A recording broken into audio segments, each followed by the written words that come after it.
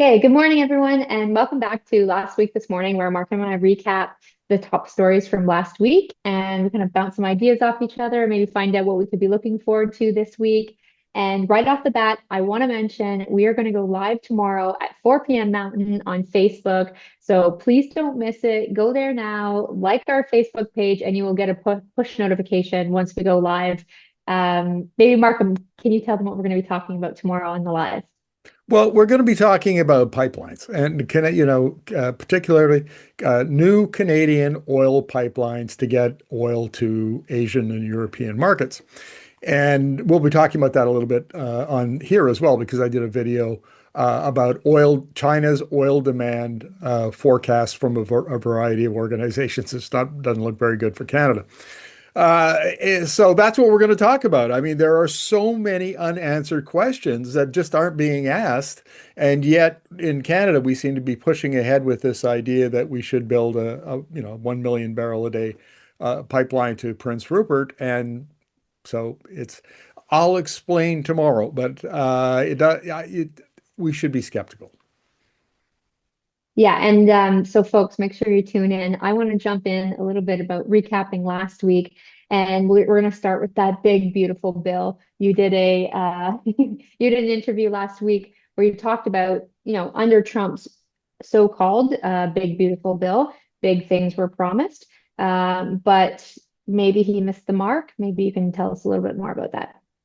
We call it the awful craptastic bill here at Energy Media, because if you think about the American energy industry in two parts, the oil and gas part, which would be gas production, oil production, refining, LNG exports, that sort of thing, and then you've got the power sector. And the bill dealt with both, and so Trump he's got this strategy, which we'll be talking about in a little bit, about using American dominance in oil and gas, and it's the largest producer and exporter of both in the world, and using it as a tool to remake the global trading system, and also to as a geopolitical strategy against China. And so the problem is he keeps talking about drill, baby, drill. We're gonna promote oil and gas, and at the same time he's calling for $50 a barrel, West Texas Intermediate, which is about $10 to $15 less than shale producers need to be profitable. So Yeah. with prices coming down, the service companies are starting to they call it lay down iron, where basically they take drilling rigs and other equipment and they just put it in the yard because there's no demand for it. And on the power sector side, the U.S. is facing a crisis. I don't think people understand how bad this is. For about 15, 20 years, the U.S., like Canada, had flat power demand from about 2008 Right. until recently. But now with the electrification of transportation, the electrification of building, heating, and cooling, Heat and the pumps. Yeah. explosion of artificial intelligence data centers, the demand is just skyrocketing. I mean, in some Hmm. places like Texas, it's going up like 14% a year, which is insane. And they're projecting 3 to 4% annually, which is double the fastest they've ever had. So the problem here is that, what kind of choices do you have for power generation? Well, you've got coal. Everybody wants out of coal. Nobody wants to be doing Right. coal anymore. They want to retire those plants. You have gas.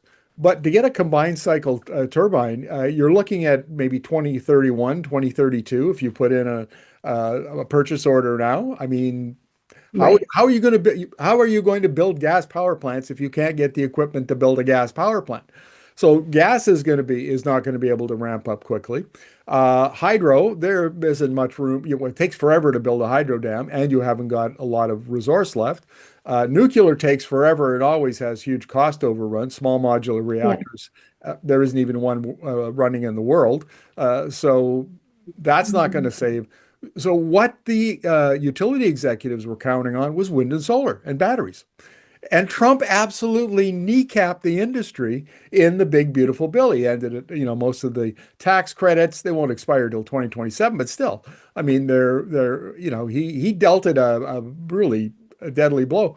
And so now the American manufacturers are going to have much higher costs than China, the Chinese solar panel manufacturers, turbine manufacturers, and they're so his rhetoric is drill baby drill, we're going to expand the power sector, on and on, and then his policy is just a mess, and executives are pulling out their hair, wondering how they're going to solve all of this, and nobody has any easy solutions. It's going to be really challenging going forward. Well, and you point out a good fact. You're looking at him doubling down on his fossil fuel gas, kind of rhetoric. And, we're looking at the rest of the world electrifying, and there really not being a plan for the US, which really leads into another thing I was hoping that we could talk to today, and that's about China's declining oil demand. So that's also that's also in the mix here. Well, this is one of the justifications for building this 1 million barrel a day pipeline to Prince Rupert, is that we're going to tap into Chinese markets. And what's really interesting about this is I talk to a number of people that are connected to the industry, and I read, industry comments all the time, and they just go, well, yeah, I mean, China's going to grow. That's where we'll sell our oil. Well, no. According to the International Energy Agency, China's oil demand probably peaked in 2025, and the IEA is projecting from now until 2030 that oil demand will be flat and then start declining in the early 2030s. So what I did was I tested the hypothesis. I went and I looked at modeling from OPEC and the IEA, which I'm familiar with. I use that quite regularly in my work. And then I found three sources within China who have modeled oil demand. And that would be Sinopec, which is the country's biggest oil refiner owned by the government. China National Petroleum Corporation, again, big company, and Peking Hmm. University. So these are all, major players in China's energy industry, and it's eye-opening. I mean, they think that by 2050, China's oil demand will be about maybe a third of what it is, Wow. because China is electrifying its transportation sector so rapidly, and that's 45% of oil demand globally. So, you know, the uh, that's a huge problem, and it's not just their cars and trucks, their passenger cars. It's medium duty, heavy duty, the big semi trucks. They're converting them to liquefied natural gas. So Right. you know, the expectations in Canada are just out of whack with the direction that scholars and forecasting agencies and so on outside of Canada are forecasting. And I think this is an important contribution to the national discussion around pipelines, because nobody else has done it. And, I'm a Yeah. journalist. I'm not an economist. I would like to, or, an oil company or a pipeline company. I would like to see somebody with a PhD behind their name go in and really crunch the data, and give us an idea of whether or not there's enough demand to build that pipeline. I, it's such a basic question, and yet we keep ignoring it here. Yeah, I mean, it's definitely something we've asked this question before. Who are going to be the customers for this new pipeline?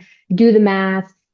What is the long-term plan? And I know it sounds great to us right now, and we've got people who need jobs right now, and so this type of project sounds good, but it's not going to be great if it's another stranded asset here when we hit peak oil demand in 2029. The rest of the world, I mean, China might already be there, and we're definitely heading towards that as well. Now, I'd like to focus a little bit more down in Alberta. And last week, I don't know about your social media feed, but my social media feed is blowing up about separatism. And now there's kind of these national movements to keep Alberta within Canada. You did some interviews last week talking about the harm that separation might cause. And maybe you could just kind of outline that for us. Well, I did an interview yesterday with Deirdre Mitchell McLean, who is she's a longtime political commentator on Alberta politics, and we talked about Bonnie Critchley in Yes. uh, Battle River, Crowfoot, and the by-election where Pierre Poilievre, the Conservative Party leader, is running because he lost his Ottawa seat in the national election in the spring. And people, she is galvanizing support. She's just a plain spoken, local resident, Hmm. and she fits into that social and political culture. And I made the point during the interview with Deirdre that there seems to be of late, maybe 6 months or whatever, there's a rise now of political leaders and folks in the political class to respond, to push back against some of the political trends that we've been being seen. This shift to the far right, the libertarian authoritarianism, Yeah. that we're seeing. And we did a piece, did an interview. In fact, we did a few interviews with Tom Kasich, who's Yeah. he's heading up the Forever Canadian initiative. He kind of kneecapped the Alberta separatists by getting his Application. separation question for the referendum in Alberta, should there be one. But anyway, Alberta election Alberta chose his question, and now he has to gather almost 300 signatures in order for Elections Alberta to certify it, and for that question to be on the referendum, should the government decide to go ahead with it. But the point here is the absolute flooding of explosion of interest in Alberta of people that are registering to collect petition signatures as part of Forever Canadian, that campaign, and the enthusiasm. People are pushing back. They're saying, no, we choose Canada. We're not interested in becoming the 51st state. We're not interested in becoming a separate country. We don't think that's the best option at all. It's this outpouring of patriotism in Alberta that I think I've never seen anything like it. It's been a long time, and it's really actually a very positive thing to watch. Well, in the interview, you also, touched on a little bit of the, can I say, the learning from Brexit. We saw major, impacts to the economy there in Britain, and also, but how different the situation is in Alberta. Like, you also touched on the First Nations treaty rights, which I thought was really important. Really, really interesting thing to talk about. What happens to treaty rights if something like this were to go through? This is something that Canadians don't understand well, and there are numbered treaties across the country, and I think there's three of them in Alberta. And those treaties were between the First Nations that signed them and the British Crown. And when Canada was founded in 1867, that authority passed to the Canadian government. So the First Nations consider those treaties to be sacred. They're not up for debate, not up for renegotiation, not up for any changes whatsoever. From the First Nations point of view, they have their land. It belongs to them. They're kind of loaning it, letting other folks, other Canadians operate on it, live on it, and so on. But the governing document for that are those treaties. And they're Right. sacred, and they're between the First Nation and the Crown. And from the First Nation's point of view, the provincial government may as well not even exist. That's not there. It doesn't have a lot to do with them. And so how that would get resolved in any constitutional way is, I think, and I've interviewed a couple of legal scholars about this. It doesn't seem like there is a solution to that, even if Alberta wanted to separate. It Yeah. can't just unilaterally separate and declare itself a country. It has to do so constitutionally and withdraw from the Canadian Confederation. And those treaties would be a huge stumbling block. Yeah. Yeah. Well, and also, I mean, when we're getting back to the top of the show, we're talking about building a pipeline. I mean, it's going to be a big negotiation feat for Alberta to then negotiate with Canada as a separate country to, get a pipeline out to the West Coast. That's also, something that I don't think is really played into the conversation around separatism. Well, here's an interesting point. I reported on the Trans Mountain Expansion Pipeline project, which goes from Hardisty, Alberta to Burnaby, BC on the coast, Hmm. back in 2016, 2017. And I reported extensively on the Canadian regulator, which at that time was the National Energy Board, its decisions. An important distinction here is within the Canadian Constitution, the federal government and only the federal government regulates infrastructure that crosses provincial borders. And so only the federal government can approve and push through a pipeline that crosses the BC and Alberta border.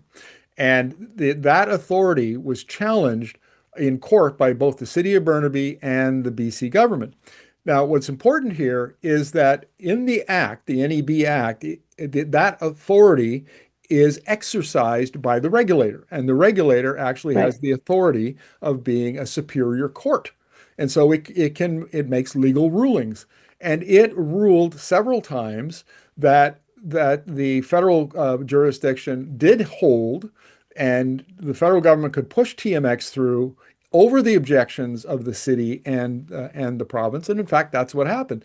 And it was either upheld by the Supreme Court, or the Supreme Court declined to hear the case. At any rate, that authority was so. If Alberta separates and Canada no longer has that authority to regulate or to push a pipeline through and over BC's Yep. objections, Alberta would be much worse off than it is now, where Yeah. it can rely on, or it can ask the federal government to override BC's objections.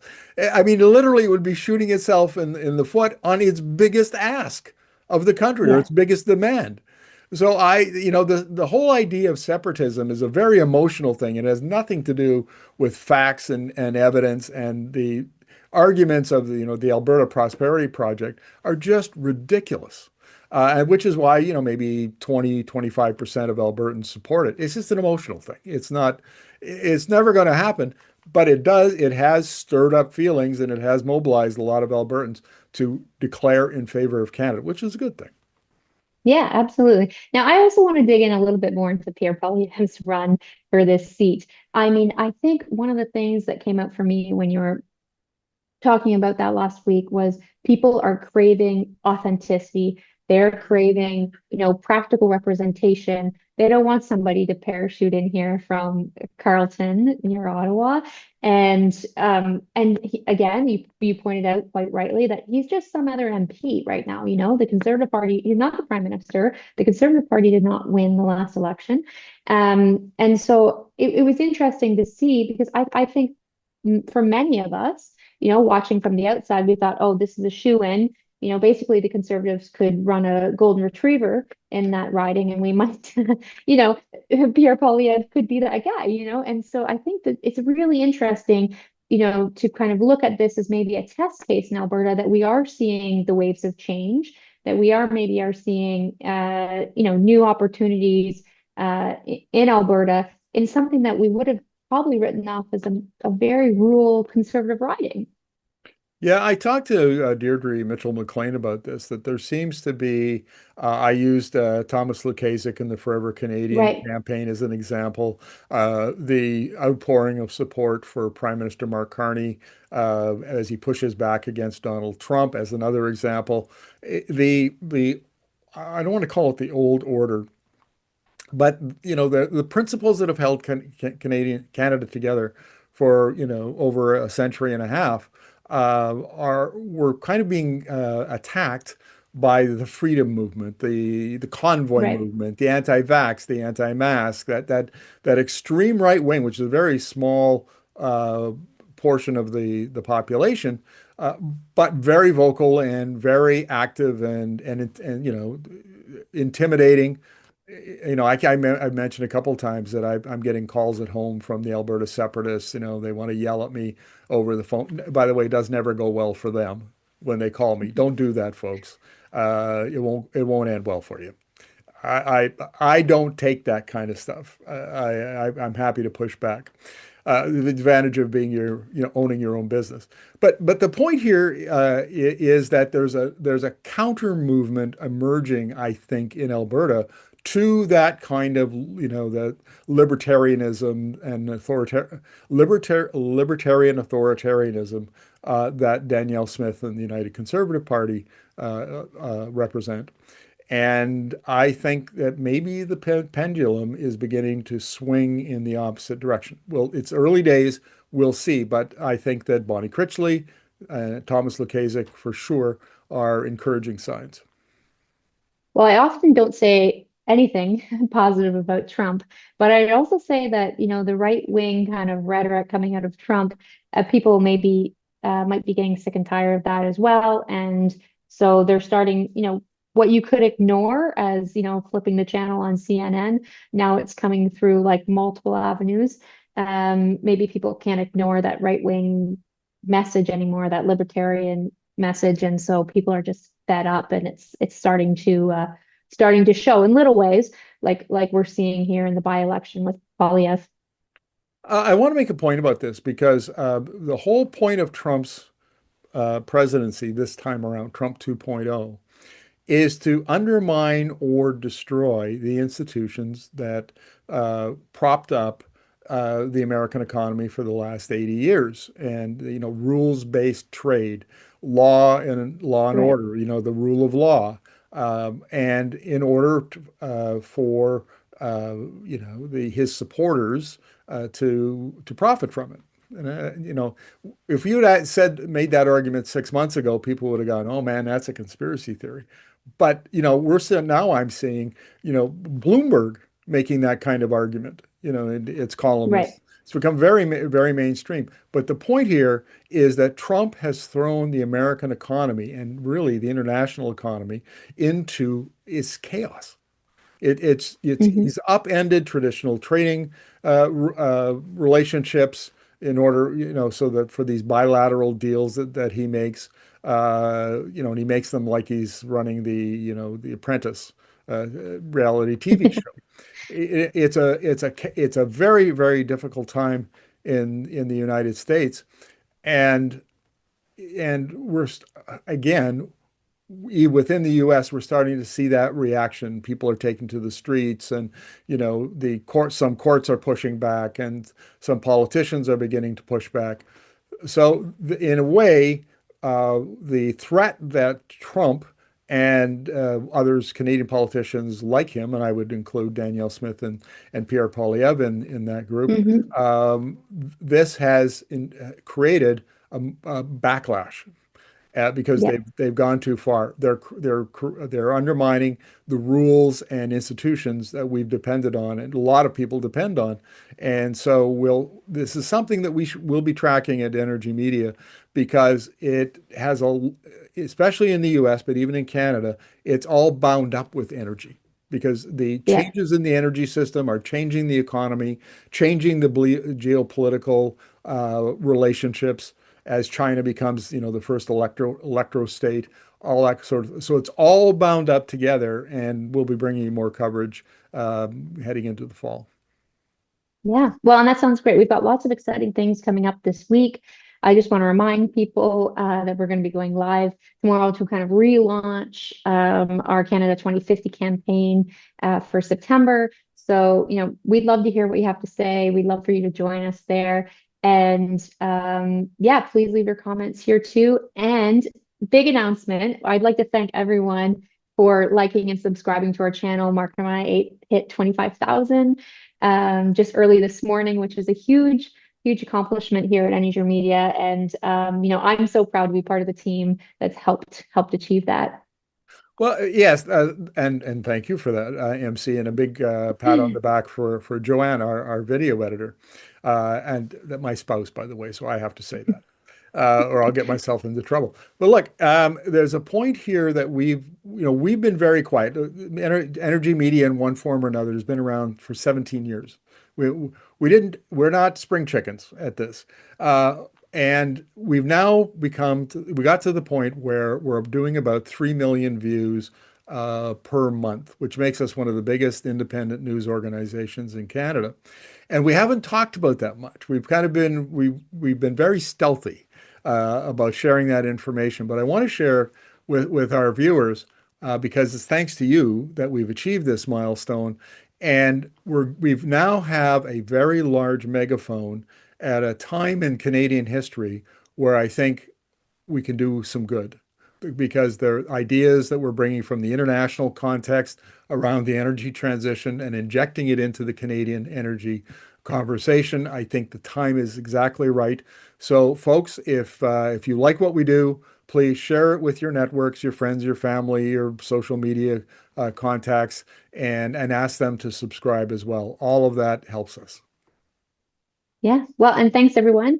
I guess we'll be seeing some of you tomorrow. And if not, see you next Monday.